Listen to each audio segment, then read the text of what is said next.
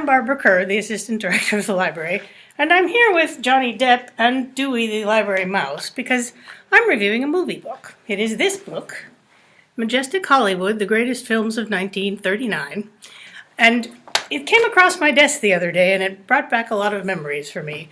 When I was about 12, my mother and I went to see That's Entertainment, which some of you have probably seen. It's like a 3-hour film that is compilations of clips from MGM musicals. And I had always liked old movies, but that one flipped the switch in my brain, and after that I was pretty much a fanatic. Anyway, this book came over my desk the other day, and I was really enthused because it's a beautiful book. It is 50 films that happened in 1939. Now, this is the 50th anniversary of 1939, and there are going to be a lot of different books this year because there were an amazing number of classic American movies that year. You probably know Gone with the Wind, Wizard of Oz, and Stagecoach. But going through this book, I started yelling because there are so many other films that came out this year, that year as well. Now this is, after I became a movie buff, this is the kind of book I loved. I had tons of them.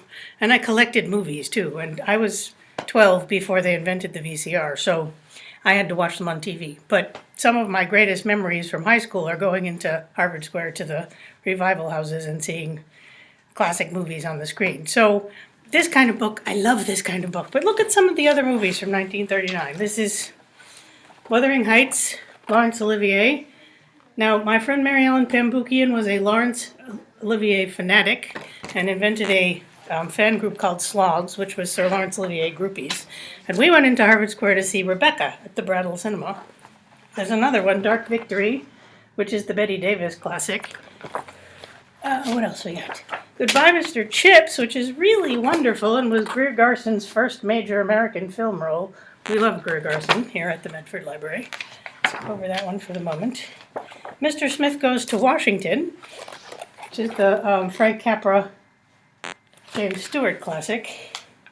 And Ninotchka, which I think is the best Greta Garbo film, which people might argue with me, but I think it's the best film. This is a great book. It's 50 films. It doesn't have the plots particularly, but it has information about the production highlights, some gossip about which star was fighting with which star.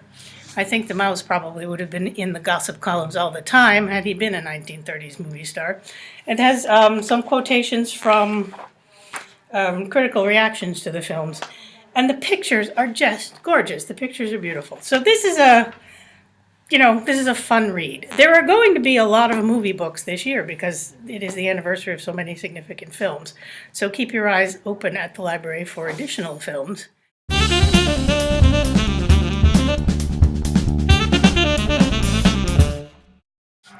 And one of the clips in That's Entertainment is Gene Kelly dancing with Tom and Jerry.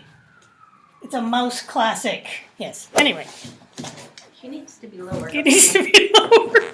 He is too Okay, tall. yeah, he really isn't. He's just not. Wait, no. He's gonna happen. He's gonna. Okay. It's gonna happen. He needs to bend at the knees. This is actually funny. This should be the outtake. You can move it a little so that there he is. Does that work? Yes. Okay, a little bit that way. No, I'll go a little bit this way. That's perfect. Ready? Oh, we're recording, aren't we? Yes. And the mouse wants me to do what?